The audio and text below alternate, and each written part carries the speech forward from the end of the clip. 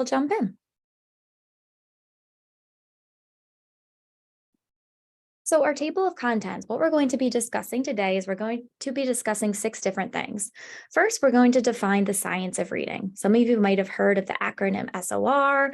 I know in education we use a lot of acronyms, and the science of reading is definitely something that's a buzzword. You see it in a lot of articles. If you get anything from Ed Week, it's been there a lot.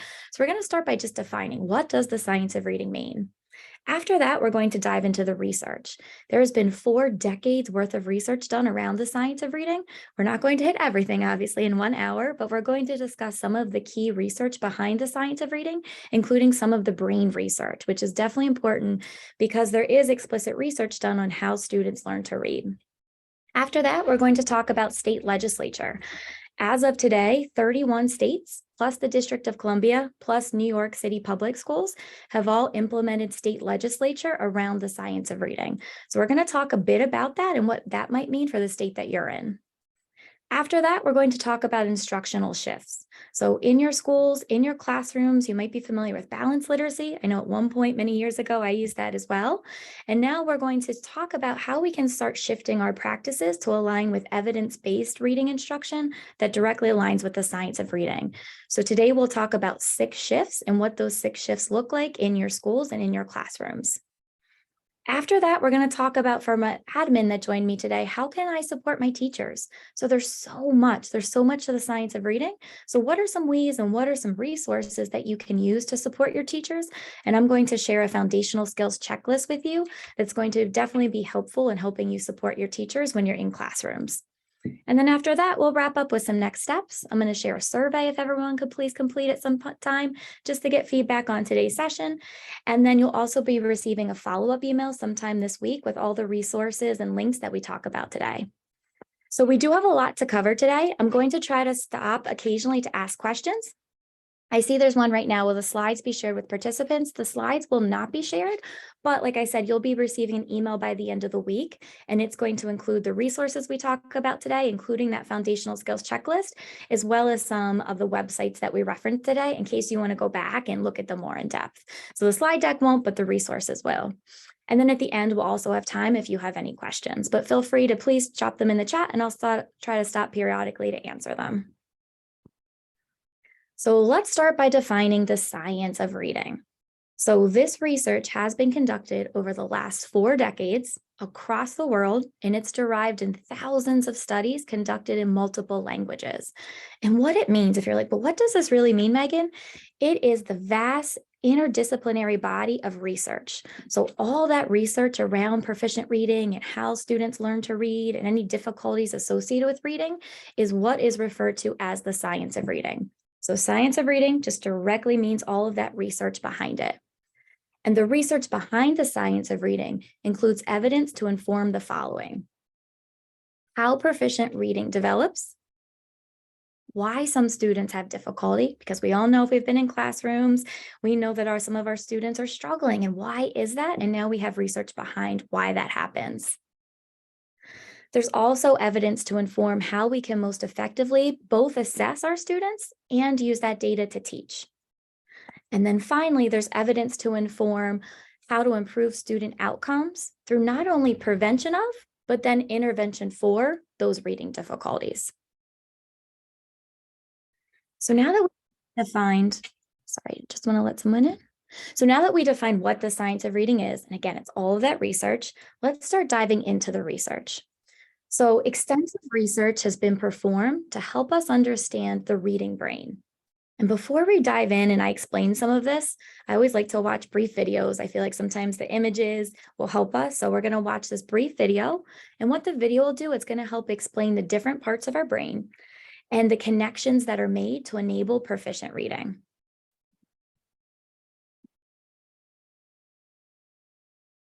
Everyone hear that? What do we know about the complex process of learning to read? Surprisingly, a lot. Scientific research collected over the past 4 decades reveals what happens in the brain and what must happen in the classroom to enable skillful reading. Most children learn to walk and talk naturally without a lot of support from adults, but reading is different. Reading is not hardwired in the brain, and the neural pathways involved must be developed through successful instructional experiences. Let's look at the reading brain. The parts of the brain that allow us to process sounds and recognize visual images are already in place at birth in the left hemisphere. However, the phonological assembly region is not intact at birth. This is the part of the brain that allows us to connect speech sounds with visual images, such as letters, and enables reading. And it must be built through explicit, systematic phonics instruction and practice with decoding. Let me just go back to our slides for a second. So hopefully that video, I'm not sure how familiar some of you are with that brain research, but hopefully that helped explain it a bit more. And now I have another slide where we're going to go in a bit more. So as we learned from the video, the frontal region, which is at the front of the brain, saw from that video, all the parts of the brain that enable proficient reading are in the left hemisphere. A lot of times what we learned is students that have dyslexia, the parts of the brain that are activated when they're reading is in the right hemisphere, but it creates more of a struggle for them. So through that direct explicit instruction, we want to activate the parts of the brain in the left hemisphere. So as you can see from what I circled, the frontal region at the front of the brain, which allows a person to process speech sounds as we listen and speak, it's intact at birth, as well as the occipital temporal region, which is at the back of the brain. And that's where the brain stores the appearance and meaning of words. So from little kids, they might recognize a picture of a stop sign, know it means stop, right? They're able to make meaning with those pictures, and that's intact at birth. What isn't intact at birth is the part of the brain that does the job of word analysis and sound symbol connection, and that's in the parietal lobe. So how do we make those connections? It has to be developed with direct, explicit, systematic instruction. And through this research, what we've learned is that the brain is hardwired for speech to print. You might have heard before print to speech or speech to print, but our brain it's innate biological wiring for speech to print. And what that means for us, whether we're teachers or your admin, is that we want our teachers to explicitly focus on oral language and phonological and phonemic awareness. And we're going to dive both into phonological and phonemic awareness in just a bit later in this webinar. And it's important to remember that while the different regions can be identified in the brain and they play certain roles, that multiple parts of the brain during reading are in constant collaboration. And that's what makes the connection to help our students be able to become those proficient readers. So that's one key piece of the reading research is the brain research.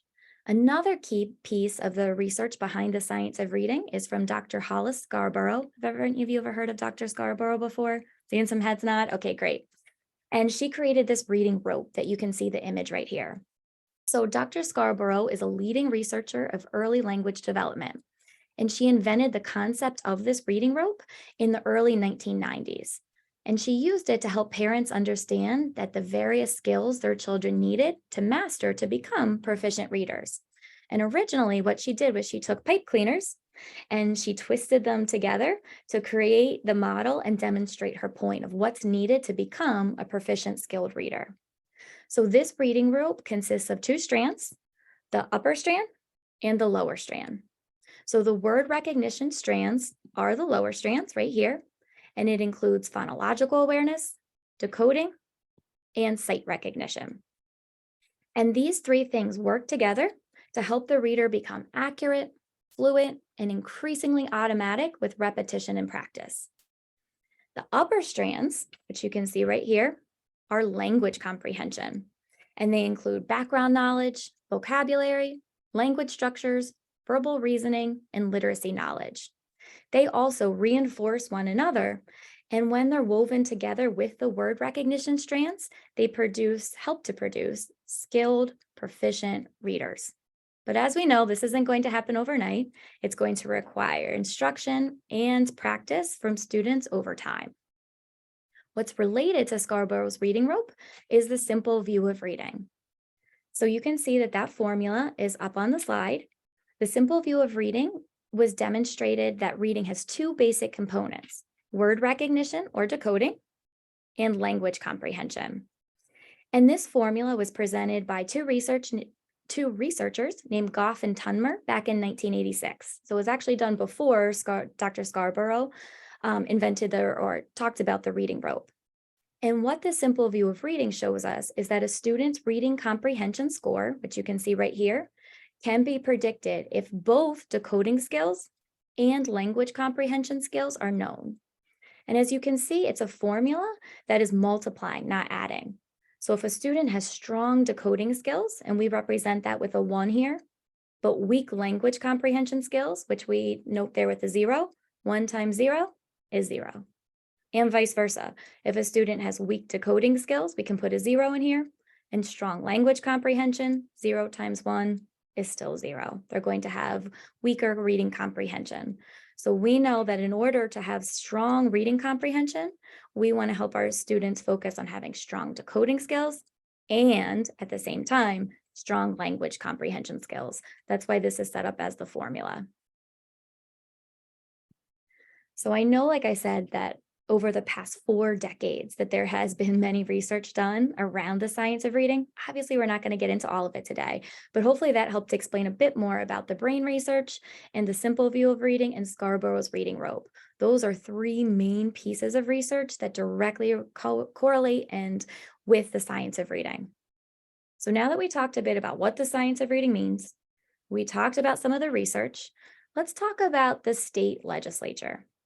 So as I mentioned before at the beginning, as of today, 31 states, plus the District of Columbia, plus New York City Public Schools, not the state, but the school system, has passed laws or implemented new policies related to evidence-based reading instruction. And I know this image is a bit small. I tried blowing it up, but every time I did was a bit blurry, but I'll talk you through it. So what this is showing is since 2013, which states have passed legislature around the science of reading.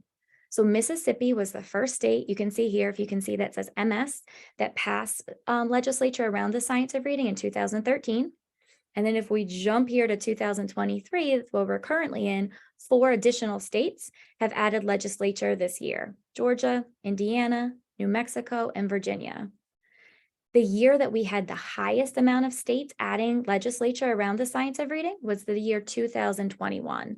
And here you can see 13 states added legislature that year, including some states such as California, Connecticut, Delaware, Florida, Pennsylvania. You can see them all listed here. But like, as I said, 31 states as of today, plus DC and New York City public schools, all have this legislature. And you might be thinking, but Megan, what does this legislature mean? And let's talk about that. So the new science of reading legislature is broken into one of 6 buckets, and you can see all of those 6 buckets here.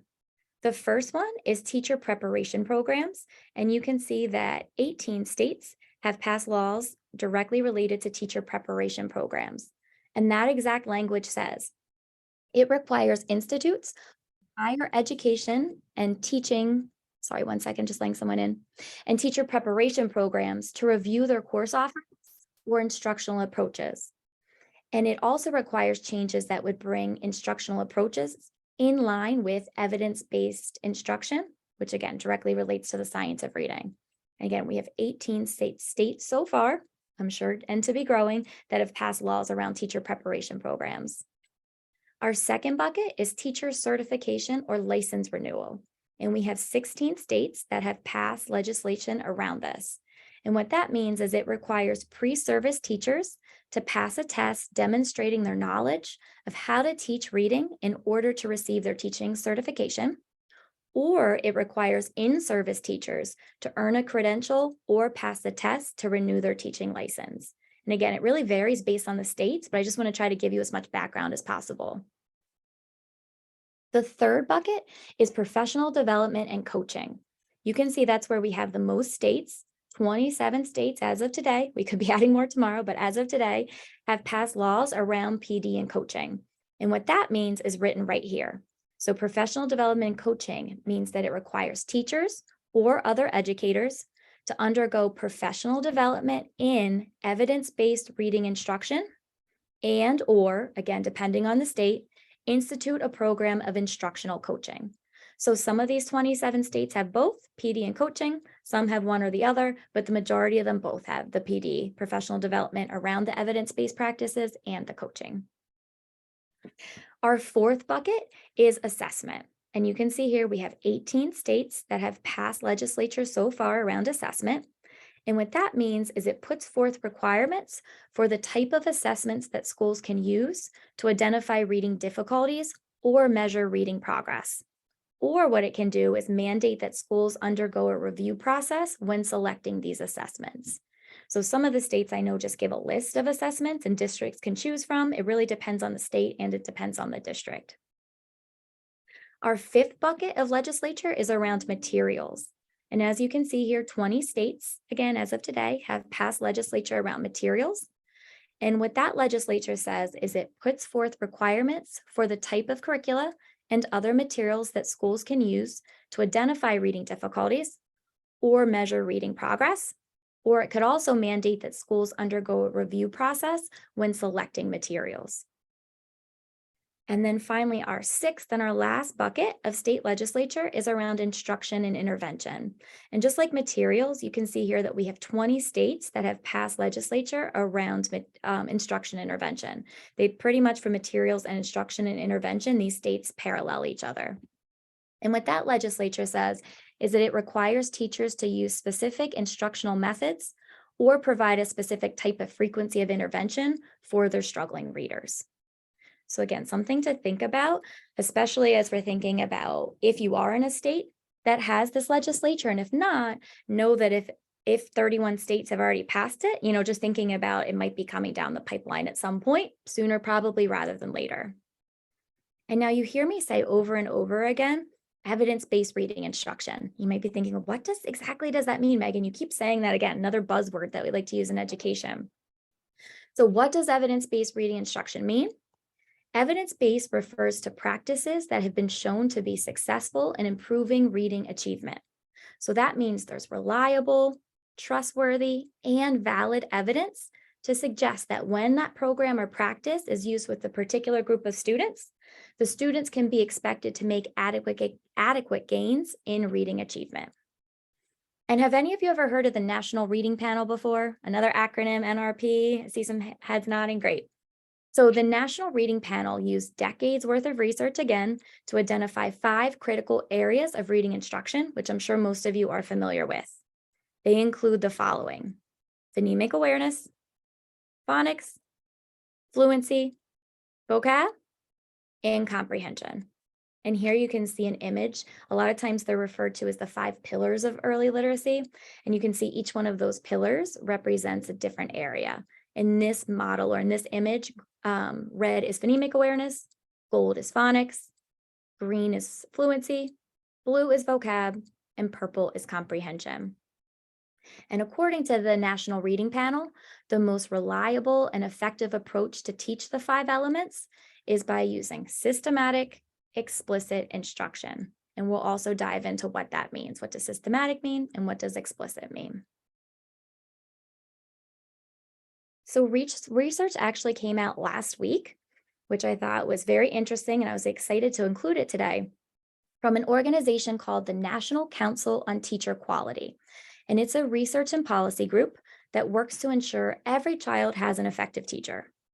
And this group analyzed syllabi, textbooks, and other course materials from 693 teacher preparation programs across the country.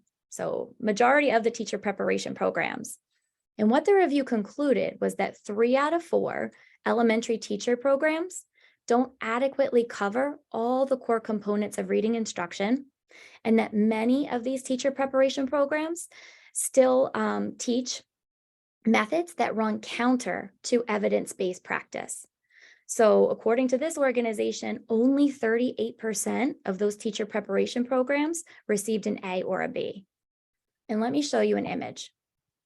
So you can see this is from EdWeek, and what you can see in this chart is that not all programs are adequately addressing each component of scientifically based reading instruction, those 5 pillars that we just talked about. So what this organization found was that only 35% of programs adequately addressed phonemic awareness. Only 47% of programs adequately address fluency, which is in red. Only 55% of teacher preparation programs adequately address vocabulary. Only 56% of teacher preparation programs adequately addressed phonics. And last, only 62% of teacher preparation programs adequately addressed comprehension. So this is eye-opening as school leaders and as educators, because from the data, what you can see is that many recent college graduates will need additional support to be able to understand, which is first, and then use these evidence-based reading practices in their classrooms. All right, so we talked about the state legislature. Now let's move in and talk about the instructional shifts. So as we're moving from balanced literacy to these evidence-based practices, we should be seeing instructional shifts in our schools and in our teachers' classrooms. And if you've ever heard of the Reading League before, the experts at the Reading League, which is a national education nonprofit, have found that the science of reading will elevate and transform every community, every nation through the power of literacy. So here are 6 shifts that will help bring evidence-based reading instruction to life in every classroom. I'm going to go over all 6 right now at once, but then we'll take time and dive into each one. So the first shift is provide all students with dedicated, systematic phonics instruction, not mini lessons or isolated phonics instruction, which just means that sometimes we'll hit phonics. We want dedicated, systematic phonics instruction, and we'll talk in a moment about what that means. Our second shift is help students with phonics-based scaffolds, not 3Qing or word guessing. And if you might be saying, hey, Megan, what are phonics-based scaffolds? Again, we'll talk about some examples of what that looks like. Number 3, commit to phonological and phonemic awareness instruction, not isolated games or lessons. It's okay to do games or lessons, but we want to make sure that we're having a scope and sequence, that students are being exposed to it in K2 almost every day, if not every day. So we definitely want that phonological phonemic awareness instruction always, not sometimes. Number 4, and this one's very important. We want to revisit high frequency word instruction using orthographic mapping, not memorization. A lot of times, and I did it too when I was in a classroom many years ago, we show students a high frequency word, we talk about it, we say, now you know it, it's memorized, but it's not. And it's not the best way to help with long-term memory retrieval and storage either. We wanted to use that with orthographic mapping. And again, I'll tell you what that means and we'll look at an example. Number 5, we want to use decoding assessments to help assess our students and see what areas they're struggling with in decoding, not assessments that evaluate if students are using meaning, syntax, or visual, which is called MSVQs, often find in running records. And then finally, the last shift is using decodable readers, not leveled readers. And we'll talk about what decodable readers are and how you can use them in your classrooms. So those are the 6 shifts. And now let's go in depth in each one. So we're going to start with the first shift, explicit systematic phonics instruction. This should be occurring in every K2 classroom. What systematic phonics instruction is it follows a sequential set of planned phonics elements that moves from simple to more complex structures. And with systematic phonics instruction, teachers should be following a scope and sequence. So no matter what phonics program you use, if you use Saxon or CKLA or Foundations, it should be systematic in that there's a scope and sequence that moves from the most simple phoneme grapheme up through as we go up almost the phonics staircase to multisyllabic words, which the students will encounter in 2nd grade. And why this is important is because 84% of English words are phonetically regular, and teaching the most common sound letter relationships is useful for readers. So that's what systematic means. And now you might be thinking, well, what is explicit? So in explicit phonics instruction, the teacher directly tells students the expected outcome. So today we're going to be learning digraph SH. They're going to model the skill, and then they're going to provide students with many opportunities to apply the skill with ongoing feedback. So not just we're going to cover it one time and you're good, we're going to continually reinforce it and provide all those practice opportunities as well for our students. So that is direct, explicit, systematic phonics. And there's a research connection here. If any of you have ever heard of Lanai Airy before, in 2020, she had a study done, and it found that beginning and advanced readers benefit from systematic phonics instruction. So it doesn't just have to be like your tier 3 students, all students benefit from systematic phonics instruction. Now, what we might have seen before the science of reading was incidental phonics, and you can see this right here. What incidental phonics was, it means there was no scope and sequence. Students might be looking in a textbook with their teachers, and they might come to the word sheep, and the student or the teacher would say, "Oh, by the way, let's look at this phonics pattern. What do you notice?" And there's nothing wrong with calling out phonics patterns in text. We want to do that, but we want to do that in addition, in correlation with systematic phonics following that scope and sequence. With the change after the science of reading with systematic phonics, we have that scope and sequence. We go from the phoneme level to word level to sentence to connected text. So again, systematic phonics, we have that scope and sequence. So we no longer want to see when we're making that shift with evidence-based practices, teaching phonics incidentally or just occasionally. We want them every day with the scope and sequence, which is systematically. All right, so our second shift is phonics-based scaffolds. So phonics-based scaffolds should be used instead of scaffolds based on the 3 cueing system. And some example of those questions might be like, did that sound right? Or, do you want to flip that vowel sound? Or, does that look right? What phonics-based scaffolds do is they support students as they direct students to apply their knowledge of phonemes, graphemes, and letter sound correspondences. And when using phonics-based scaffolds, teachers should encourage students to sound out words rather than responding to context clues or guessing.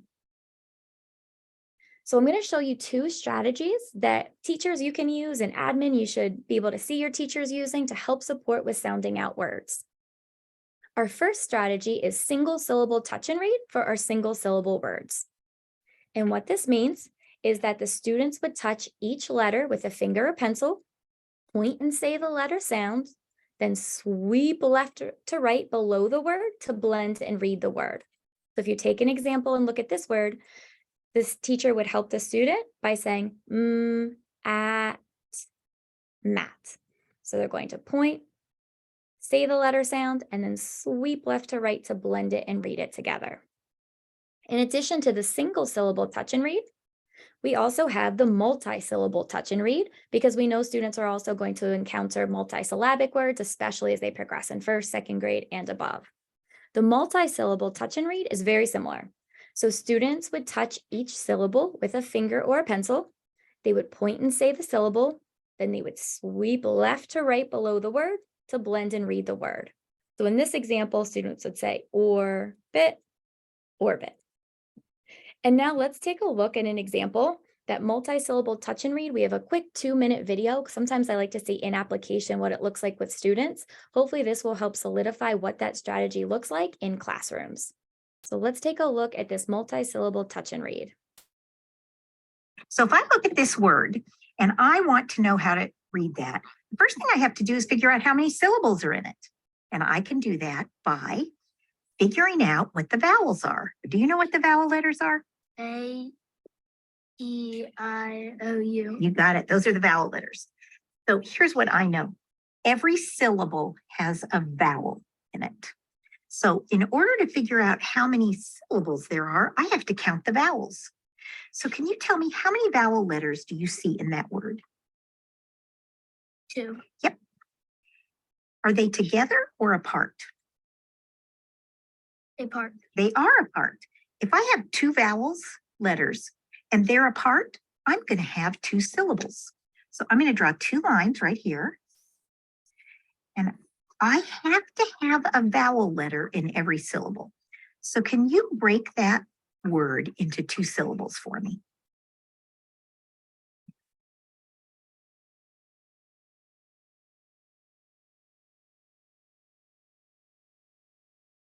Now this is a nonsense word, so we're going to read it. What's the first syllable?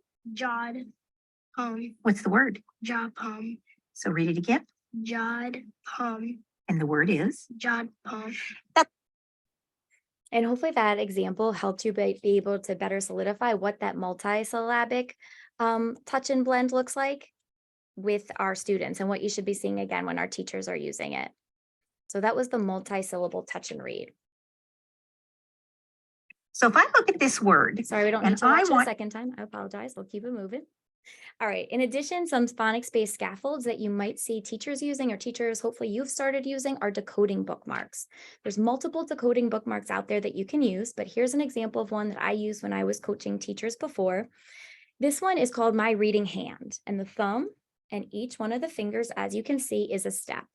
So step 1 on the thumb is point to the word. Step 2, look at all the letters in the word, which are those eyeballs. Step 3, look for any letter patterns you might know, like AT. Maybe they talked about the at family. Step 4, tap out the sounds. And then step 5, blend and read. So for this word, I'd point to it. I'd look at the letters. I would look at any letter patterns I know. I would tap out the sounds, at, and then I'd blend and read, mat. So that's something that you can start using with your students instead of some reading strategies that I know I've seen in lots of teachers' classrooms. I used to have some up in my classroom years ago, some of those reading strategies, such as Flippy Dolphin. Are any of you familiar with those reading strategies? We have like Stretchy Snake, Flippy Dolphin. What the problem is with my friend Flippy Dolphin, he's very cute, but what the problem is with Flippy Dolphin is if you look at the direct instructions here, it says flip the vowel sound, try the long and short sounds. So let's take the word, for example, G-E-T or get. So let's say I'm a student and I'm reading and I say geet. And the teacher would say, Megan, does that sound right? Try flipping the vowel sound. And hopefully I know that the short E sound is eh. So I'd say, oh, okay, instead of geet, it must be get. But you see, that's relying on guessing. And it's teaching our students that, if you're not sure of a word, just try different vowel sounds, just guess. But that's not what we want to do. In the word G-E-T or get, it's a single syllable CVC word, a closed syllable. And we know from our knowledge of syllable types that we would have instructed our students that in a closed syllable word, the E would be short and it would be get. So again, we don't want to rely on things like Flippy Dolphin because it's based on the 3 cueing system and it promotes guessing. Instead, we want students to apply their knowledge of syllable types, phonemes and graphemes, encourage tapping and blending, which are some of those phonics-based scaffolds. Any questions? Okay, I know I've been doing a lot of talking. Just wanted to pause at any point. If you have questions, please feel free to put them in the chat. So we talked about 2 shifts so far. Now let's move to shift 3, phonological and phonemic awareness instruction. So phonological awareness is the ability to recognize and manipulate the sound properties of spoken words, such as syllables, rhyming parts, onset and rhymes, and phonemes. Phonological awareness can be done in the dark. I used to always tell my teachers or my literacy coaches, you can turn off the lights. It's nothing that's going to have graphemes or visuals. So it's strictly an auditory skill. Why it's important is because phonological awareness is a prerequisite skill for reading an alphabetic writing system. And it's essential for reading because written words correspond to spoken words, and we know that our brains are wired for speech to print. So there's actually a phonological awareness skills progression, and you can see it right here. So we start at the words. So if I'm saying a sentence, the big bear sees a fish, how many words are in this sentence? Or tell me some rhyming words. From there, it progresses to syllables. So if I say the word chipmunk, 2 syllables, or you might see teachers instructing their students to put their hands under their chin, chipmunk, every time their chin drops down, it's a syllable. From there, it progresses to onset and rhyme. So the initial consonant or consonant blend is the onset, and the rhyme is the vowel sound and any consonant sounds that follow. So in the word click, cl, that CL is the onset, and ick would be the rhyme. It's different than rhyming words. So we want to make sure, again, teachers, admin, that our teachers are understanding the differences between those. And then finally, the most advanced stage in the phonological awareness skill progression is phoneme awareness. And a phoneme is the smallest unit of sound. So in the word fish, we actually have 3 phonemes, f, I, sh. So it's that smallest unit of sound. So phonemic awareness is the ability to recognize and manipulate those individual phonemes in spoken words. And if any of you are familiar with Dr. Marilyn Adams, she is internationally regarded for her research and work in the area of cognition and education. She found from her research that the 2 best predictors of early reading success are alphabet recognition and phonemic awareness. So we know this is extremely important. Just like phonological awareness, there's a phonemic awareness skills progression. You can see from this image, you can see all of the skills over on the left-hand side. And then on the right-hand side, if you look on what that arrow is in blue, you can see the general grade bands where the skill's introduced. It doesn't mean that you can't isolate and identify still in kindergarten. It's just that generally this is done in pre-K. So some of the pre-K skills include isolating phonemes, identifying phonemes, the same phoneme, and categorizing phonemes.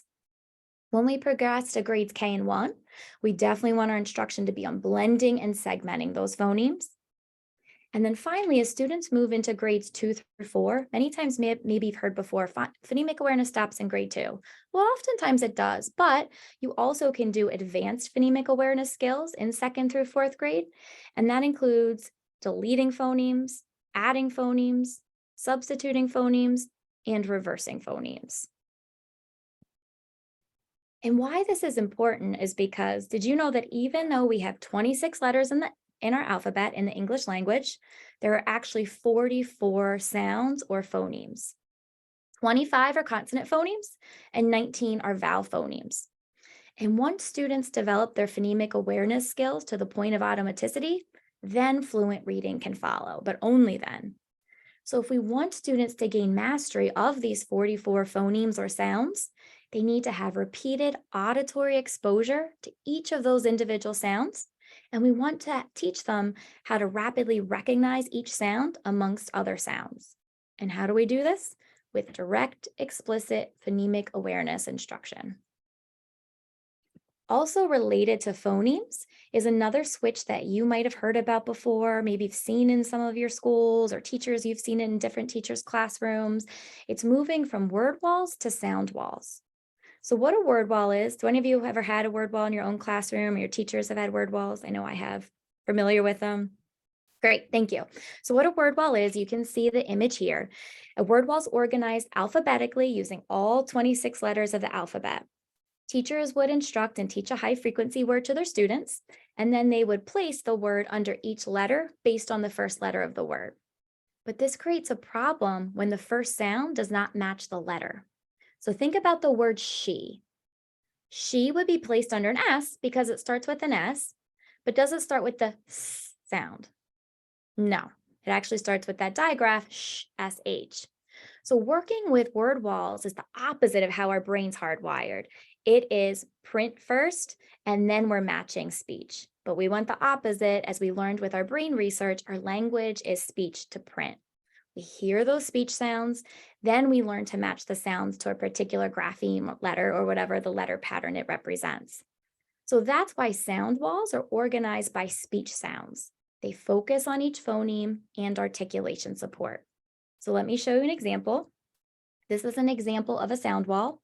Generally in sound walls, teachers have two. They have a consonant sound wall for consonant phonemes, and then they have the vowel phoneme chart sound wall. And in this case, it's often called a vowel valley. You can see here, not only do they have the phonemes, they have the graphemes right here and the sounds, and then they have the letters or letter combinations for each one.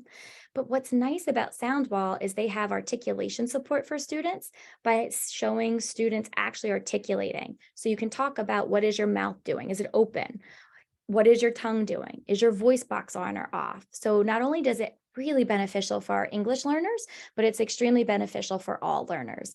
And that's another change or buzzword if you've heard about sound walls. We're not going to go in depth about it, but I just wanted to mention that directly relating to phonemes is the switch from word walls to sound walls. So we talked about 3 shifts so far. We're halfway there. Now let's talk about orthographic mapping, not memorization. So what orthographic mapping is, it's a mental process in the brain that maps phonemes to graphemes, so sounds to the letters that represent the sounds. And it helps readers develop a stable memory for spelling patterns. So what this process does is it turns unfamiliar words into instantly recognizable sight words. And what we want to see is our teachers introducing high frequency words using orthographic mapping, not just memorization. I'm going to show it to you. Good, you memorized it. Now you know the word was. You can go back to your seat. So let's take an example of what that looks like. I'm going to show you an example right here of a teacher teaching an irregular high frequency word using orthographic mapping. So this is what the instructional routine would look like. So we're going to take the word said. The teacher would say, if you're my students, how many sounds do you hear in the word said? Hopefully students are able to segment the sounds at this point. S, e, d. The students would say 3. The teacher, what are the sounds that you hear? Students, s, e, d. Then the teacher would show the word. So you could either write it on an index card, sentence strip, on a whiteboard, whatever works for you and your teachers. And the teacher, after showing the word, would say, in the word said, what makes the s sound? The students would say S, because that's the regular pattern, right? S is represented by S. Then the teacher would say, what makes the D sound at the final, at the end? And the students would say D. Now, here's what's so beneficial with orthographic mapping. The teacher would say, what makes the eh sound? And the students would look at that word. Again, if they hear they're probably thinking E, right? That short E. But here it's AI. So the students would say, it's AI that makes the sound in eh. And the teacher would say, yes, it's AI. It's an unexpected relationship between the grapheme or the letters AI and the phoneme eh. Directly relating to that you might have seen in your teachers' classrooms, or teachers, if you look on Facebook on any of the sites around the science of reading, are something called heart words. This directly relates to orthographic mapping. This is the S, that phoneme or sound directly relates to the S. The D directly relates to the D. Those are both regular. But what's the tricky part instead is that eh part. AI, that grapheme AI, makes the eh sound. So teachers might put a little heart above it and say, right, that's the tricky part. Sometimes they're called trick words too. If you've ever heard of foundations, they call them trick words. But yes, that's the tricky part. That's the hard part. So we're going to put a heart over that so you remember that part by heart. So again, just another example of something that you might have seen, or maybe you saw that before and like, why do they have hearts on those words? But just explaining that that directly relates to orthographic mapping. All right, so now let's move into our 5th shift. Our 5th shift is moving from running records to decoding assessments. What decoding assessments are they are used to assess specific skills or components of reading, such as phonemic awareness, phonics, and fluency. And they're brief 1-minute assessments that are used to inform instruction and intervention. And some examples include a phonological awareness inventory, phoneme segmentation fluency, letter sound fluency, nonsense word fluency, oral reading fluency, and letter naming fluency. If you've ever used Dibbles before, STAR, AimsWeb, some of those are popular screeners that have these curriculum-based measures, these decoding assessments. And here's an example of what a nonsense word fluency screener test looks like. Here you can see that there's different nonsense words. Students would start up at the top. The teacher would set her timer or phone for 1 minute. And then the student has 2 options. They could either say each phoneme, so t, e, b, teb, s, e, g, seg, or they could say teb, seg, bex, ned. Either one's okay. But why this is useful is because teachers can get really valuable data to drive small group instruction, to say, what patterns am I noticing? Are students struggling with initial phonemes, medial phonemes, final phonemes, which vowel sounds in particular, which letters in particular, and then they can use that information to help them in their small groups to really form those needs-based groups. And there's a research connection. So if you've ever heard of researcher Stecker and some of his colleagues, in 2005, he had a study that found performance of all students improves when when teachers modify their instruction based on this CBM data. So based on these decoding assessments. And our last shift is moving from leveled readers to decodable readers. So you might be thinking, okay, what's a decodable reader? So decodable readers are sequential in nature, and they contain the specific phoneme grapheme or sound letter correspondences that students have learned. They encourage students to sound out words using decoding strategies rather than guessing from pictures. And what's also nice about decodable readers is that they minimize the inclusion of phoneme grapheme correspondences or high frequency words that have not yet been taught. So here's an example of a decodable reader. You can see they're all closed syllables, CVC words, read, ted, was, sat. And was is a high frequency word, but it would have been taught.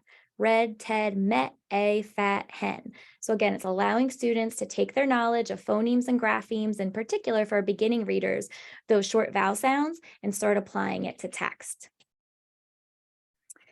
Really quickly, I just wanted to compare what a decodable text looks like versus a predictable or leveled reader that some of you might be familiar with. I know I've definitely used leveled readers in the past, and lots of schools still use leveled readers, but let's talk about what the differences are. So for decodable text, you can see here it's called the hen, the dog, and the pig. It has all 3 letter words that are single syllables. It's going to review all short vowel phonemes, and the grapheme phoneme correspondences are listed below. So these consonants would have already been introduced. So nothing that's in this text would be new learning. It would be all things that students have learned and they're able to apply to connected texts. Now, if you look at this predictable text, this leveled reader is called dogs. And a lot of times with our emergent leveled readers, what you might have noticed is that they follow a pattern. So this case would say, this is a, and then there would be the words would be there, and there would be picture support for the students to use the pictures to help them figure out the unknown words. So this is a big dog, turn the page. This is a small dog. This is a black dog.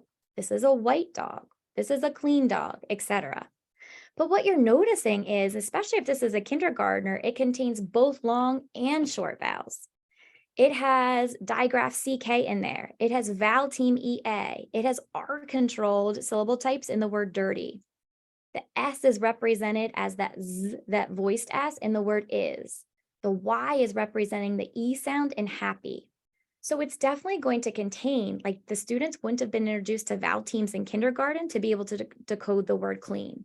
So it's having them rely on those pictures to help them guess the word, which is again, having them guess or use the 3 cueing system instead of apply their phonics knowledge. So I just wanted to show you a quick comparison of what the difference is between decodable readers and leveled readers. So I know we just talked about a lot. It's 3:50. You've been here with me for 50 minutes so far, and thank you. I know we talked about so much. We talked about the research. We talked about the state legislature. We talked about all the instructional shifts. And you might be sitting here thinking, Megan, this is a lot. How can I support my teachers? So one resource that I'm going to send to you by the end of the week is a foundational skills checklist. It's 2 pages. So here you can see the front and here you can see the back. And it's broken into 4 different categories: aligned content, explicit instruction, student practice, and assessment. And for each one of these 4 categories or 4 content areas, you'll see descriptors here. And all of these descriptors align with those evidence-based practices that we've talked about so far. So you can see here with aligned content, the foundational skills observed in the lesson are part of a systematic scope and sequence. What I like to do with the principals I supported was we would have one of this for each teacher. And then you can see here, you can just do notes. So maybe on 9/27, you would say, I noticed it today, go back in 10/1, and you can just have like a little running record going for each teacher, and that can help you really get some targeted feedback. If you're a literacy coach, you can do the same thing. Teachers could even grade partners use it in each other's classroom to help get some more information around what it looks like. You can see here for explicit instruction, there's 4 descriptors, including the teacher consistently explains the rules for sound and spelling patterns. And I know how busy admin you are. You wear 100 different hats throughout the day. So what I hoped in creating this document is it can be a time saver for you. So when you're in teachers' classrooms during the ELA block for brief bits of time, maybe one day you focus on aligned content. Maybe one day you focus on explicit instruction. And then the other 2 areas are student practice and assessment. For student practice, you can help see students practice targeted skills using decodable text. You could even use this as trends with kindergarten, or all my kindergarten teachers doing this always, sometimes, rarely, or never. So you can use this in a variety of ways. And then last, the category is assessment. And there's 3 descriptors here, including the teacher provides on-the-spot feedback, corrections, or confirmations of student answers. Again, we're going to give you a version that's electronic, so you can type in it, you could print it out, and there's an area that you can take notes as well.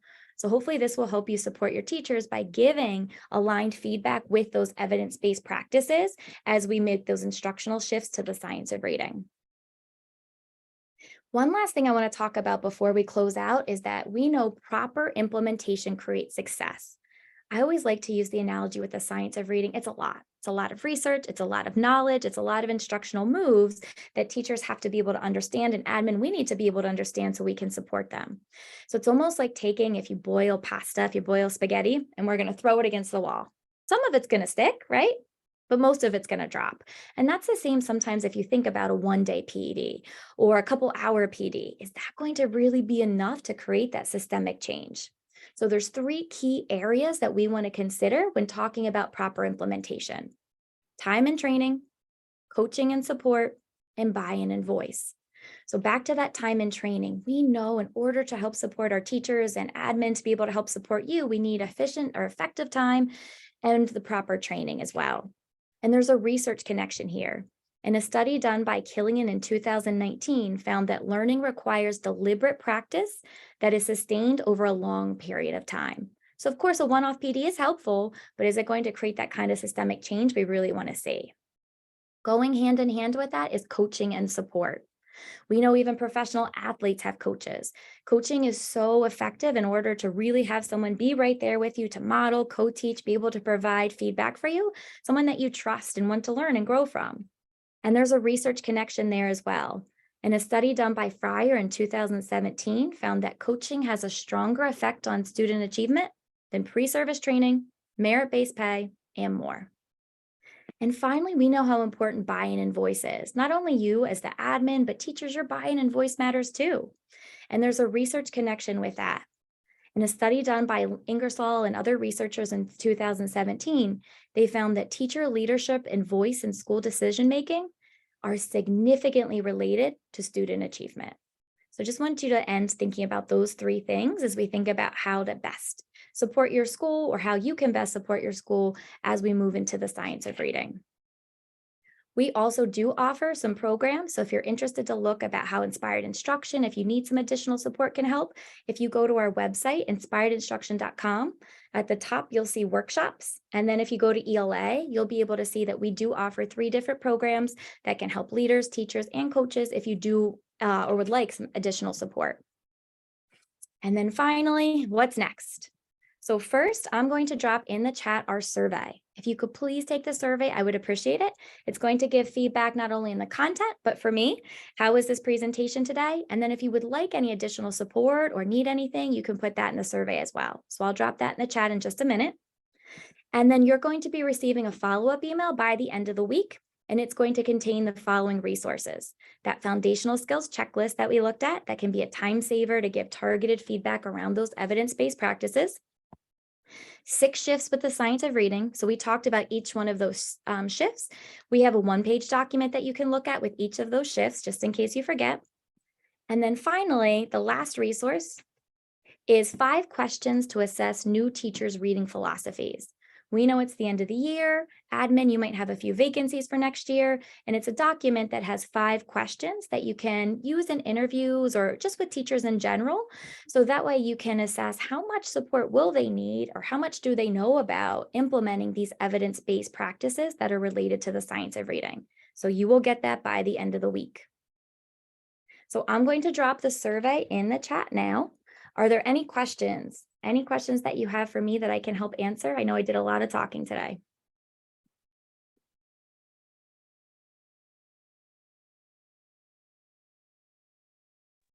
No questions. We just want to say thank you because you validated what we're doing in our district and made us very happy.